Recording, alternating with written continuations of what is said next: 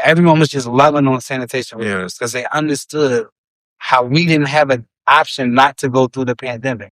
Did you ever think it would become this movement that it is today? Heck no. In my mind, I said, my personal Instagram has 300 followers.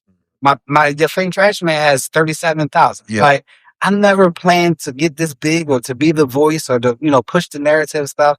It literally just kind of stars aligned and, heavy is the crown, right? Yeah. So I kind of I felt God telling me that was my purpose and to pursue it. And I've been nothing but blessed ever since answering the call.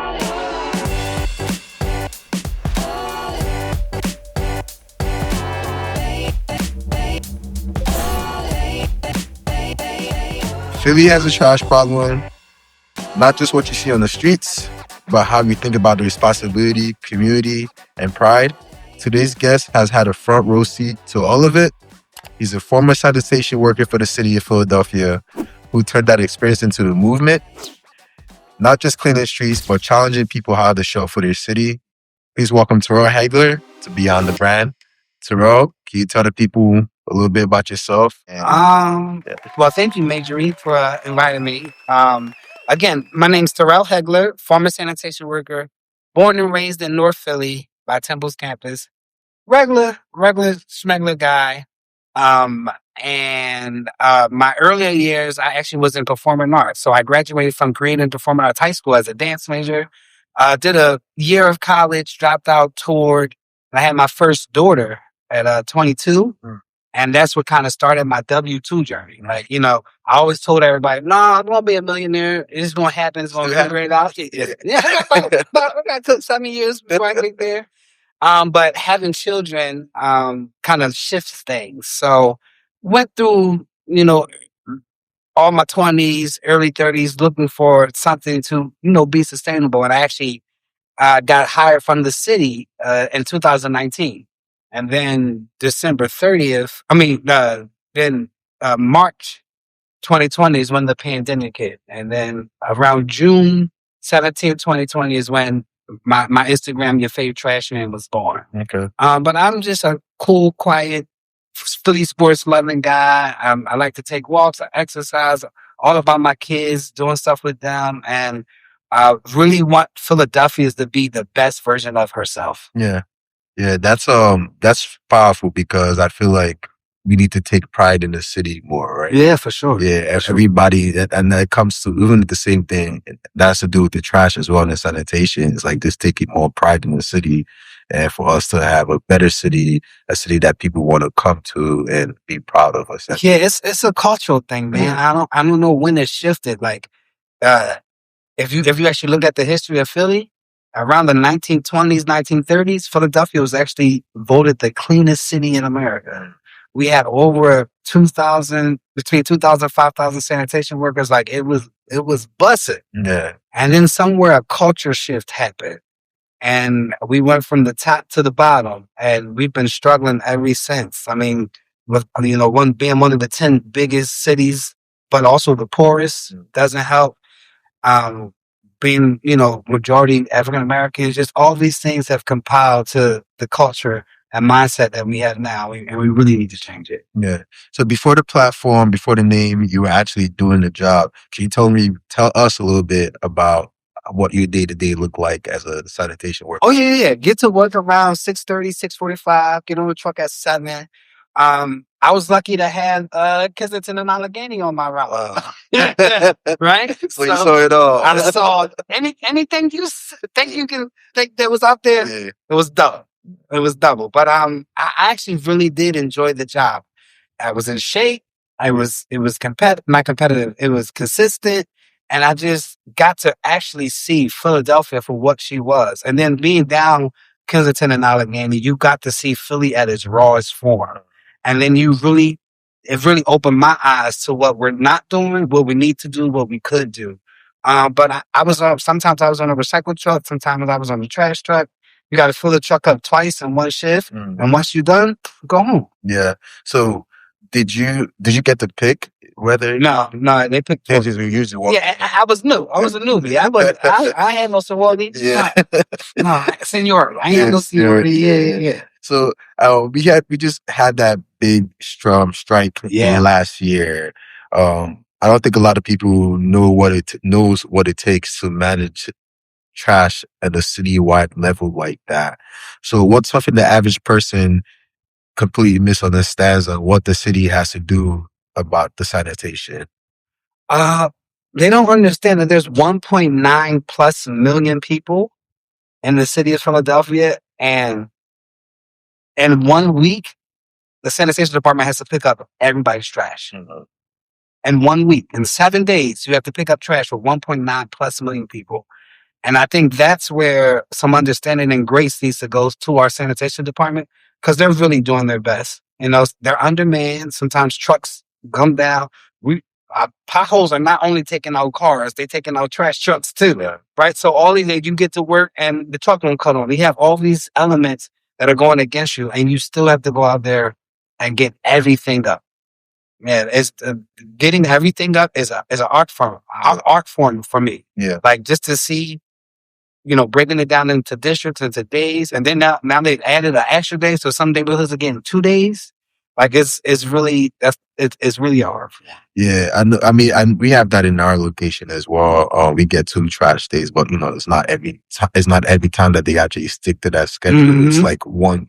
It'll come time. Sometimes it'll come once a week. Then the next time it's like, and then don't let it rain or be a holiday. Yeah, I see you in 48. Yeah, I remember when we had the big snowstorm, it was really tough to for them to pick up any extra trash. You know how people leave the extra trash for the dogs and things like that. Yeah, that was really tough for them to get to. So it actually just be more like you said, compassionate to what they do and how they do it. Yeah, it's not easy. It is one of the hardest things I think I've ever done in my life. Okay.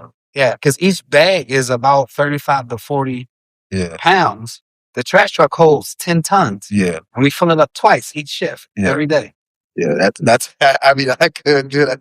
I'll be strong as hell. I was. Then I started being a social media influencer and gained 50 pounds. I was just talking to the camera. Yeah, I did. Yeah. Yeah. So when that strike happened and we saw how fragile the system was, what were you doing on your end to kind of, I guess, help mitigate that to whatever? Well, if you ask certain people, I crossed the picket line.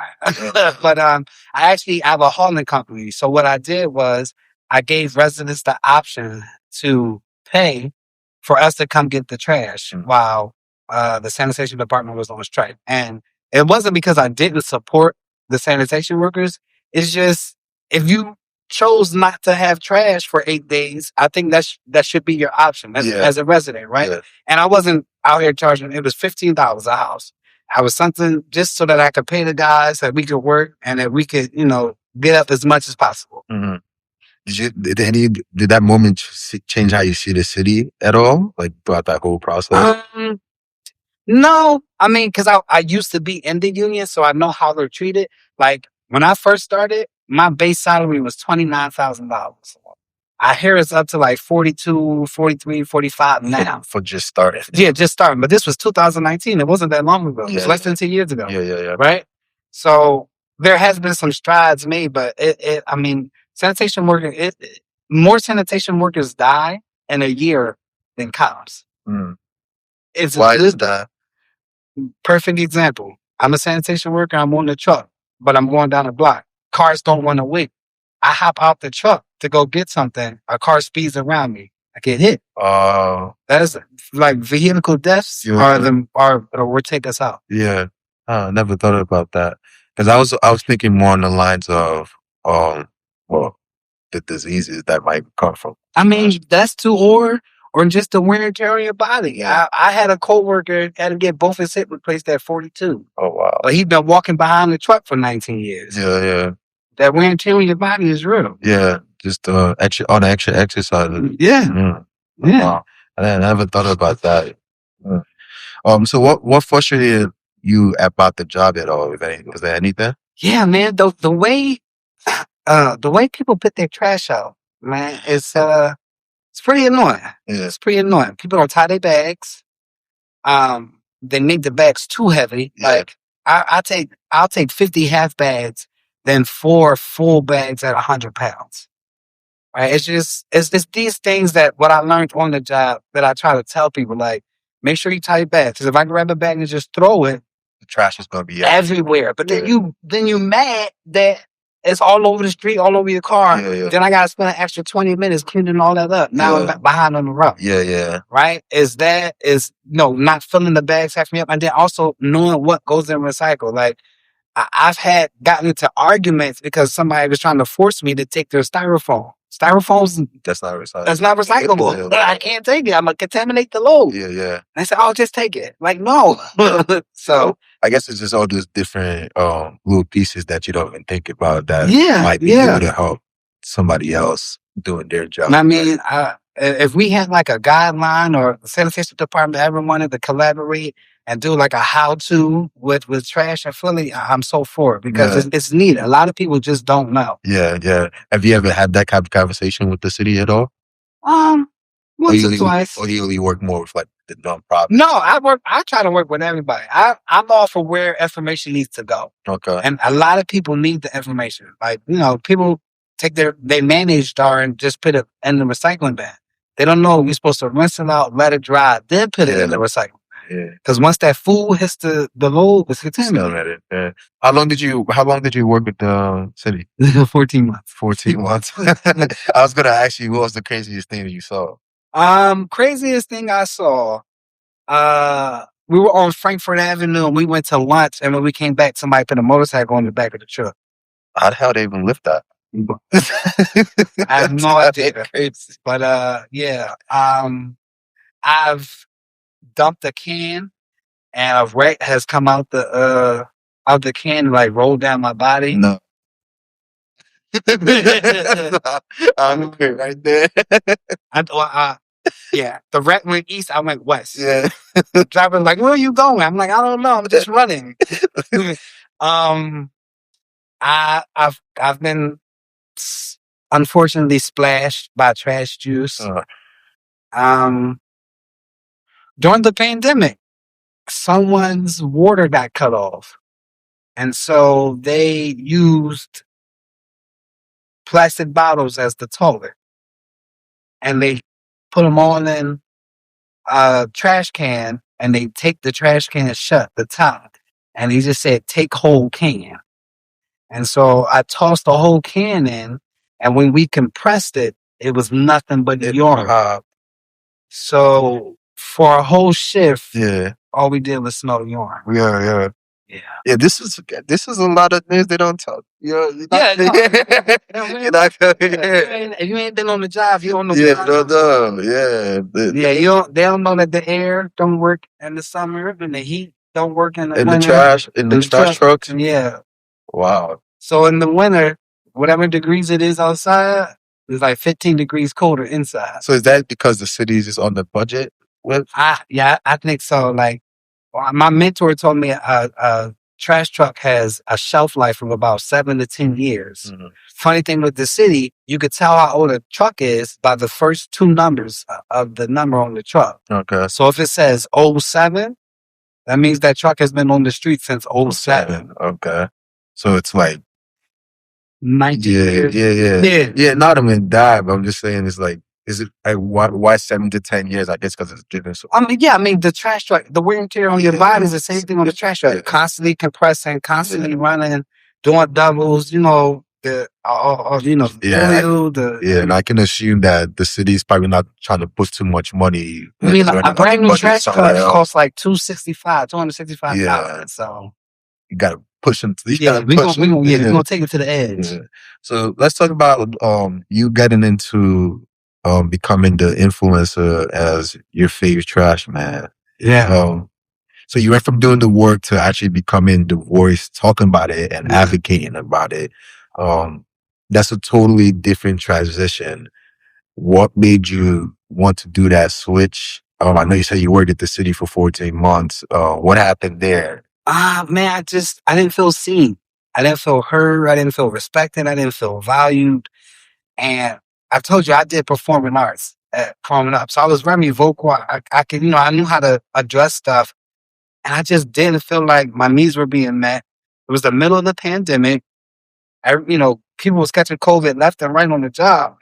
And we realized we were passing it through the truck. Now, if you in the truck in the morning and you test positive, you coughing all day in the truck. Yeah. I come on second shift and get in your same truck and nobody's cleaning the truck. Yeah.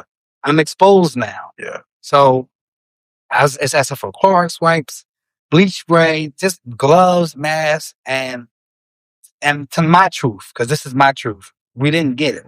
Mm-hmm. So June 17th, I was like, you know what? I'm going to just post about it. I'm going to do a BTS, behind the scenes. Like that. Yeah, nah, not at all.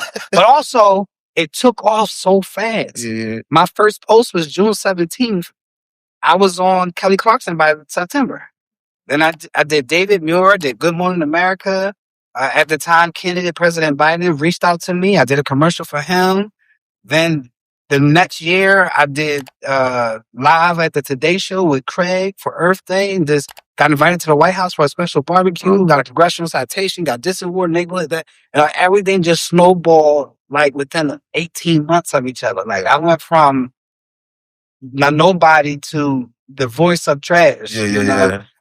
People say I'm the first influencer in the waste industry. Yeah. Is there anybody else like you? Right there now. Now. See, I'm the original though. Yeah. I paved the little way. Yeah. I walked so they could run. Yeah.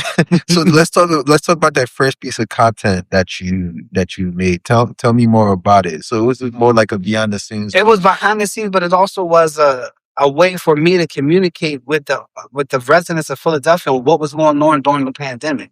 So I don't know if you remember, but during the pandemic, we were like 5-6 days behind. Yeah. So to avoid trash sitting out for like 6-7 days, I would get online and be like, hey, y'all, your Fav Trash Man checking in.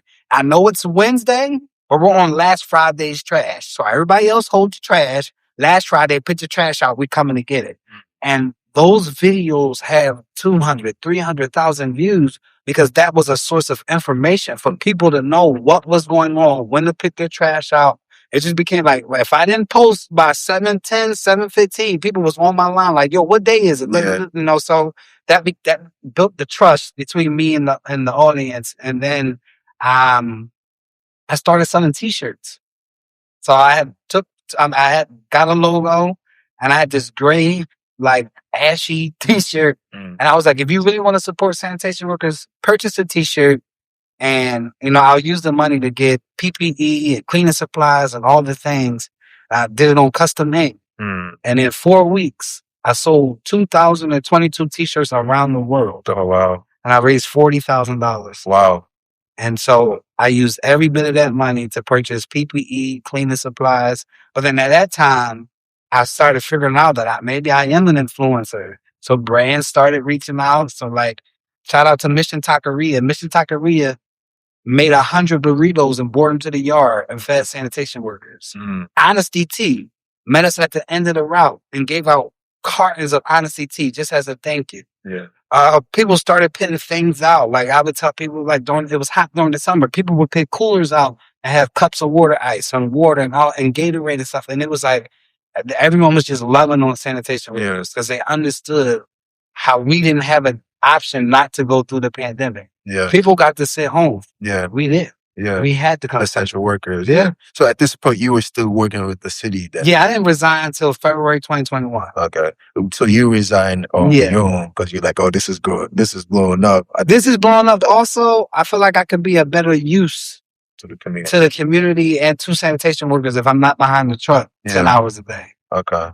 Yeah, no, that's very interesting because a lot of times people don't usually have why to when you're becoming an influencer, when they want to start posting on Instagram and things like that. They gotta just start posting like lifestyle stuff. I'm writing. I have a niche, right? Yeah, I found that I was the only shark swimming in those waters for a while. Yeah. Yeah. I mean, you can also see the praise that, the support that sanitation workers also have. If you look at what happened with the strike last year, everybody was advocating that they should. Because, if they don't do it, nobody else is doing it. AI is going to take over a lot, right? picking up trash ain't one of them. Yeah, it's not one of those things. Not, you ain't gonna have no robot picking up your trash. Yeah. You know, Yeah. Elon can't make that happen. Right? Yeah. So you gotta treat people as such. Just they're human beings at the end of the day. Yeah. So did you ever think it would become this movement that it is today? Heck no. No. I in my mind I said my personal Instagram has 300 followers. The Fav Trash Man has 37,000. Yeah. Like I never planned to get this big or to be the voice or to, push the narrative stuff. It literally just kind of stars aligned and, heavy is the crown, right? Yeah. So I kind of I felt God telling me that was my purpose and to pursue it. And I've been nothing but blessed ever since answering the call. No, that's great because, we need people to advocate for things like that. Yeah. I mean, there's a lot of your Fav Trash Mans and different industries, and there's somebody out there right now advocating for shoelaces. Yeah. Like, there's somebody for everything. It's just all my stars aligned. I'm good on camera. I think I'm a little personable. I think I'm a little funny. Tell people I'm a part-time stand-up comedian. That's what I see. So, and I have a way of just telling a story and really conveying to people, what's really important. What should be really important, right? Yeah. Our city being clean isn't like the beautification of Philadelphia should be a priority. Our kids are walking to school doing trash. And it's also something that it's a mental state too. Yeah. When you see all that trash around you, you just, like you said, makes you have less pride in trying to be in the city and the city in general. UPenn did a study, Eugenia South. There was 1,000 vacant lots. They cleaned 500 of them. Around the 500, gun violence and crime reduced up to 30%. Just by cleaning the lot. Yeah. It's direct. It's a direct correlation. Yeah. I've always thought that also because I live in South Philly and not the peak. Yeah, I live in like around that Point Breeze area, and I'm a little bit deep in there, so we have street cleaning, but not fully certain. Do you have trash cans? No, we don't. Actually, yeah, we have a trash can at the end or right around the mosque in Point Breeze Ave, right? Okay, there. Yeah, that's my new thing. I'm really heavy on trash cans. Okay, it's not like the citywide trash can, right? No, just trash cans. Period. Oh, just in general. Yeah, we don't have trash cans. Okay. Period. We don't have no trash. Yeah, the city has one right on the corner. A Big Belly. Yeah, but they're like so. They did a thing in Disney. People are only willing to walk 30 feet before they bring the trash away. Yeah. So in Disney World, they did that study before he built it. So every 30 feet in Disney, you're going to find a trash can. Yeah. So I did like a little experiment here in Philly. I started at Gordon Gerard where there was a trash can. I was able to get all the way to front Gerard before another trash can popped up. Oh, wow. That's kind of far, right? Yeah. So imagine a kid walking from Gordon Gerard to front Gerard. Nothing to try. But just going to put it on the floor. Chip bag and a soda. Where you going to put it? Yeah. I see that sometimes when I'm driving too. I'm why are you throwing the trash outside the car? I see somebody throw a whole McDonald's bag. If we wasn't in Philly, I'd have picked it up and like chased them down. But because we're in Philly, I saw a video like that when they it was like a group of influencers. They saw somebody throw a trash out of their car, and it was they followed the woman, and she went into the gas. She went in to get gas. Then they went to go put the trash back in her car. I would not advise you to do that in Philly, though. I would advise you not to do that. And listen, they're like, "What do you do? Trash police?" Like, yes, actually, I am the trash. And we do have trash police. We do have trash. Yeah, I was like, sometimes somebody gotta do it. So let's get back talking about the Philly's trash problem. Do you think it's more the city or the people? Yes, both. Yeah, to me, it's a 3-point triangle. It's the city, it's the people, and then it's like community leaders and our block captains. And we all got to get aligned.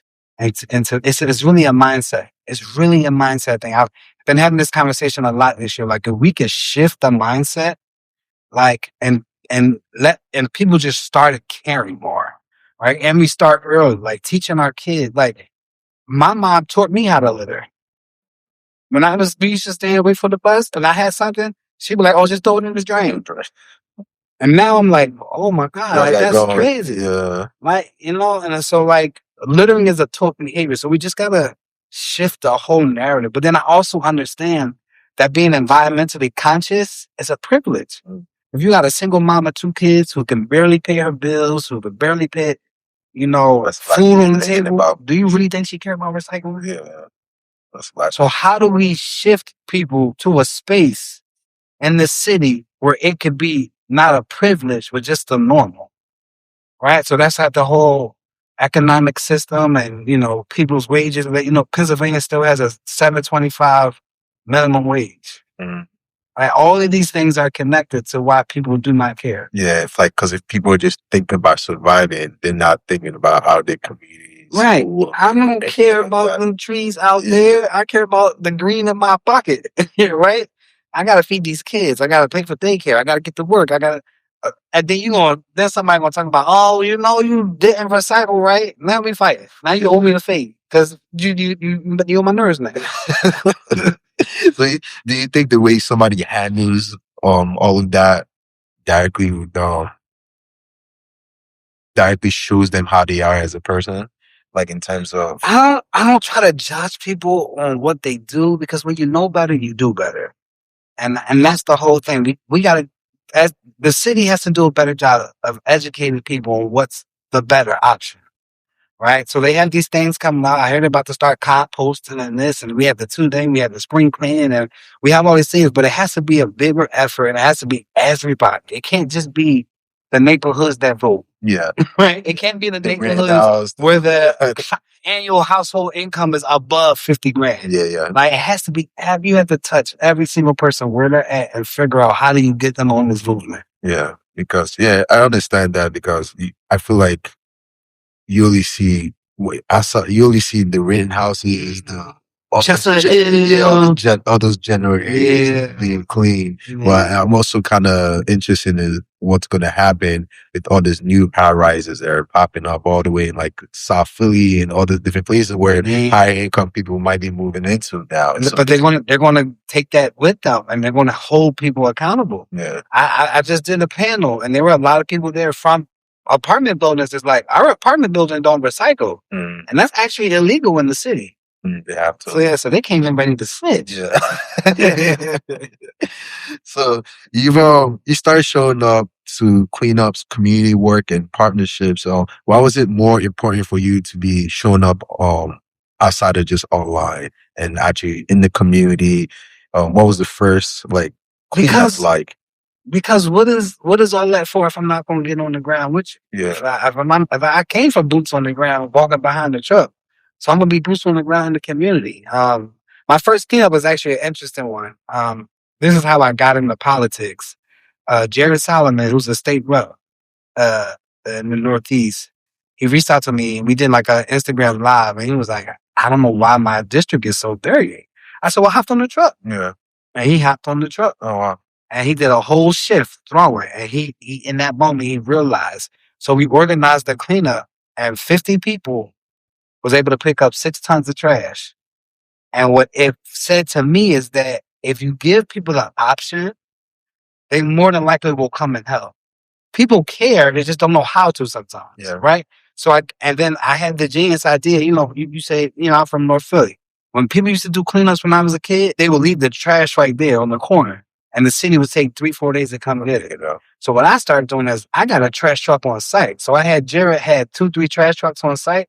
So you saw an immediate difference. Like, you saw a whole different landscape of the neighborhood, because we took what was dirty, bagged it up, put it in the trash trucks. They drove away. Now we got a clean neighborhood. Mm-hmm. And that's kind of like sparked it for me. And also, I like to have fun. So then I was like, oh, I can do cleanups. And all we need is a generator. Bring a DJ out. So now, got music out. Party. Now it's the summertime. Yeah, I call my homie, yo, you want to bring the grill out? Now we're grilling. Yeah. Right. I've had people tell me, oh, your cleanups have been like instrumental to my life. And I had a lady tell me she met her husband at one of my cleanups. Oh, wow. Yeah. Man, you're a matchmaker now, too. I should have sent the invoice. That's what I should have did. Philly matchmaker. But community garnered all this great energy. And when I say from 2020 to like 2023, it was clean. I mean, clean ups. We were doing huge scale cleanups. The biggest cleanup I've ever done was right behind the Walmart and near Frankfurt. I forget the name of the street, but we actually, when we got done cleaning all the trash, there were 2 boats underneath the trash. Oh wow! And then I just put it on Instagram. I was like, anybody want a boat? And 2 people came with their little trailer, hitched the boats up and took it. But we picked up 50 tons that day. Yeah, that's a lot of trash. Yeah, we loaded, I think 3 or 4 front loaders. Like, it was crazy.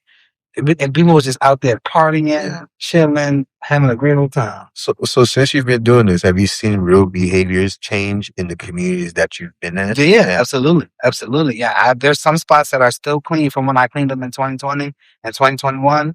Some people they've created little neighborhood cleanup groups now. So like, there's a Roxborough cleanup crew. There's people in North Philly. Temple has a cleanup crew, and now you have all these little pockets working together to keep the city clean. Yeah, that's dope.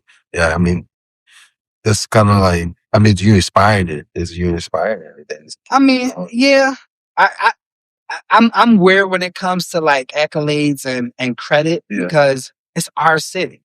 I don't want credit for cleaning up the city. I'd rather we should just do it. Yeah, we should just. I don't want to say, "Oh, your Fav Trash Man clean Philly." It should be Philly clean Philly. Like, we did it together. Yeah. So what do you have planned for the next couple months and years? Like, do you plan to scale? Do you plan to make this brand outside of Philly as well? So I've been talking to a few people who are like me in other cities. There's people like in Raleigh, the big Raleigh cleanup. There's people in New Orleans. There's people in Houston. People in Baltimore, the big Baltimore cleanup. And we're all like, how do we come together and become like a bigger force, right? Yeah. I think all of us are nonprofits, right? So maybe there's a way for all of us to charter and have like a national cleanup nonprofit, trying to work together. So that's one thing in the works. And I have a hauling company where I haul construction and demo. And I pride myself on hiring returning citizens, right? And teaching them how to create trash routes in their own neighborhood. Yeah. So I would really love to keep scaling my hauling company, and just keep advocating. If there's any way that I can keep pushing the beautification of Philadelphia as a priority when it comes to even like the big funders, like Philly 250 is coming up. No one's really talking about cleaning the city. Yeah, because a lot of people are going to come into the city. You don't want the city. You don't want to.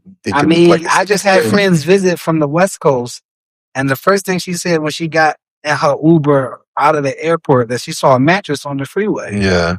I said, dang, that's bad. But it's always crazy because I always think about like when I visit different cities, like the Chicago's. I just got back from Chicago. The New York's, like they're just as big as Philly, but they're so much cleaner than Philly. So, well, they make a conscious effort. And I think the mayor is trying to get us to that point, to making a conscious effort, but she's undoing decades of damage. It's just going to take a little while. But I mean, K&A is cleaner though. Yeah. She did not play with K&A at all.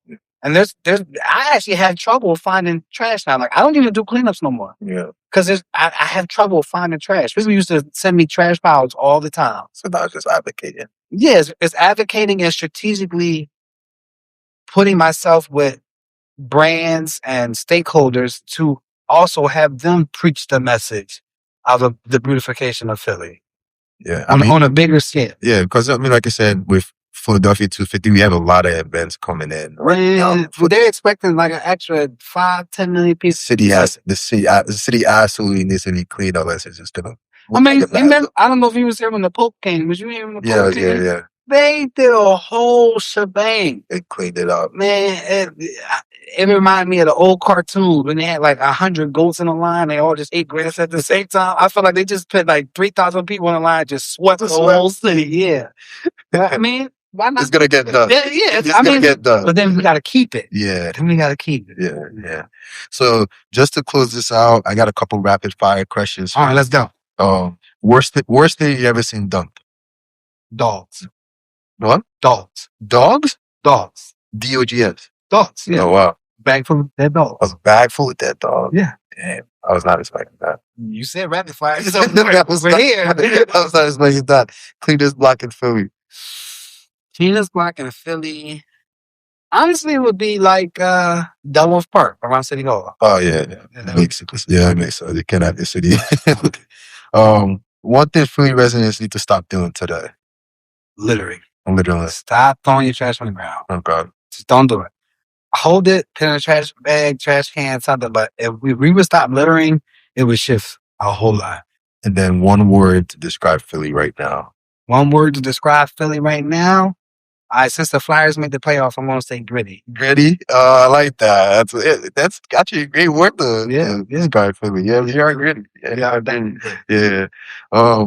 So I respect you for doing what you do. Not a lot of people would do it. And a lot of people just spend their time complaining and rather than going out there. I'm not going to lie to y'all. Probably one of those people. So we could do a small cleanup. And you see, listen, I got friends who can't unsee trash now. Yeah. People who have come to my cleanups, they be driving. They be like, I can't unsee this trash pile. Now I got my friends sending me addresses. Usually they text me, ask me how I'm doing. You want to go get drinks or something? They're like, you want to do a cleanup now? I'm like, oh. I'm at the end of my block, so I'm usually the person, and there's a part, and there's a little open grass area next to me, so everybody just kind of dumps their stuff, the dog stuff and everything. So I'm usually the person that was like, all right, this is kind of getting out of hand.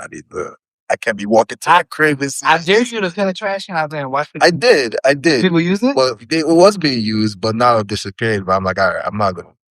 Trash. I get trash cans. I'll get recycling bins, and like people will just take it. I'm working on something where we can have sustainable trash cans that have artists, local artists paint them, and there'll be pillars in the community that everybody love. Okay. I'm working on something. They're calling it your fave trash king. Yeah, I like that.